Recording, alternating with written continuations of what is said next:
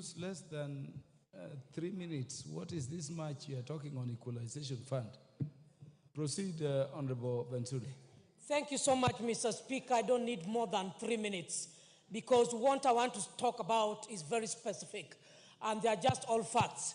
First of all, I rise, Mr. Speaker, to support the equalization bill that has been tabled by the Committee of Budget and Appropriations Committee. Mr. Speaker, I want to start by highlighting that in this country, we have what we call a rogue national treasury. And by defining rogue, to me is somebody who takes laws in his hands or her hands and doesn't conform to the existing laws. This House or any member of Parliament or the county governors must not match to the national treasuries for them to effect any issue in terms of disbursement.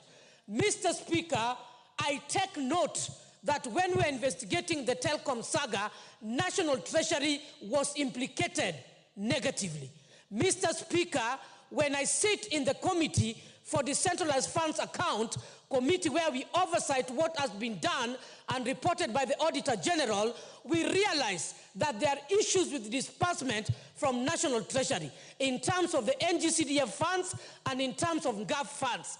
We are saying that this House is not junior to National Treasury, that we must beg, we must crawl, we must kneel for them to release funds. Mr. Speaker, when it comes to equalization funds that was tabled, we noticed that 22 billion only has been released. And they're saying that there is laxity in disbursement of funds from the National Treasury. Mr. Speaker, I would like you to go on records that the PS National Treasury must be brought in this House and clear explanation to the facts that we are begging of and seemingly to be singing lullaby that the funds must be released. The PS National Treasury must respect this House and must respect the formula with which funds are supposed to be disbursed. Mr. Speaker, it is quite hurting that if 14 areas, counties, were identified as marginalized, I take cognizance that the Constitution respects what marginalization is. I want to uphold whoever or the committee that increased the number from 14 to 34. In fact, I'm saying that they ought to have increased it totality to 47 because this country is seriously undergoing economic marginalization. I'm just from the rural areas. When we look into Homa Bay, I visited quite a number of markets, Mr. Speaker, sir.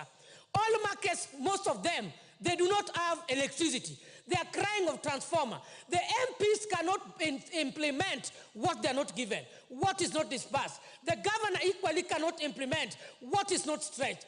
And so my serious number one fact, the National Treasury must be disciplined, must stop being rogue. Number two, Mr. Speaker, sir, regulation and framework must be put in place. We need a clear tabling of what projects were supposed to be undertaken in the 14 counties. We looked through during the flood areas and we could watch over the television how farmers are suffering. The produce are getting rotten. There are no roads. There are no schools. And so we are saying, in as much as equalization funds were supposed to address infrastructure, supposed to address issues of education, health, we are saying we don't want to beg anybody over this. The same way we are budgeting and putting issues right. I want to see that when the budget for this financial year, next financial year, will be tabled in this House must rise to maturity and not focus on the political divide. It is a high time this House must know that they choose to put Kenya on the right track or put Kenya into the drain dogs.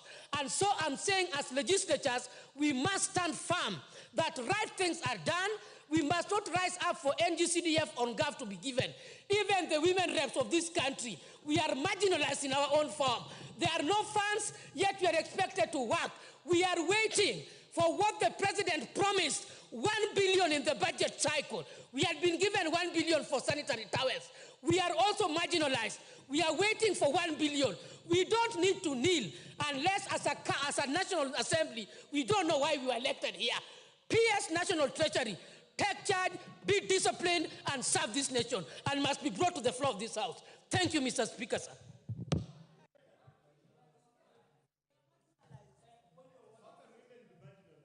Thank you, Mr. Speaker, for granting me this opportunity.